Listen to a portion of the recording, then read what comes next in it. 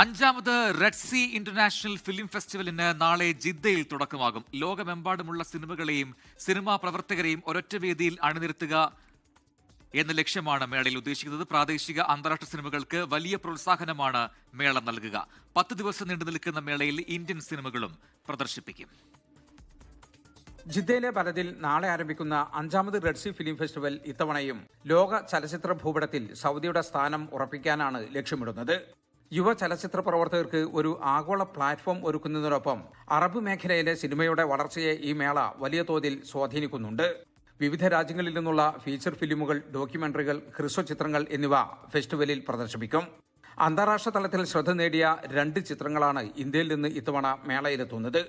Vintage സിനിമയുടെ സൗന്ദര്യം വിളിച്ചോതുന്ന ക്ലാസിക് ചിത്രമായ ഉംറാവു ജാൻ, സമകാലിക ഇന്ത്യൻ സിനിമയുടെ പ്രതീക്ഷയുണർത്തുന്ന ഏർലി ഡേയ്സ് എന്നിവയാണ് ഇന്ത്യൻ സിനിമകൾ. കൂടാതെ ബോളിവുഡ് താരം ഐശ്വര്യ റായ്, ഇന്ത്യൻ സിനിമയുടെ നിത്യഹരിത നായിക രേഖ എന്നിവർ ഫെസ്റ്റിവലിന്റെ ഭാഗമാകും. സാങ്കേതിക വിദ്യയിലെ പുതിയ പ്രവണതകളും സിനിമയുടെ ഭാവി സാധ്യതകളും ചർച്ച ചെയ്യാൻ ലോകമെമ്പാടുമുള്ള സിനിമാ പ്രവർത്തകർ ജിദ്ദയിൽ സംഗമിക്കും.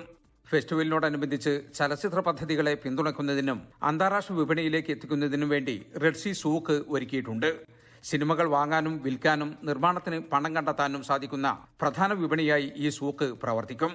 പുതിയ സിനിമകൾക്ക് ധനസഹായം നൽകുന്നതിനായി റെഡ് സീ സൂക്ക് വലിയ ഗ്രാന്റുകളും പ്രഖ്യാപിച്ചിട്ടുണ്ട്. ജലീൽ കണ്ണമംഗലം, 24 ജിദ്ദ.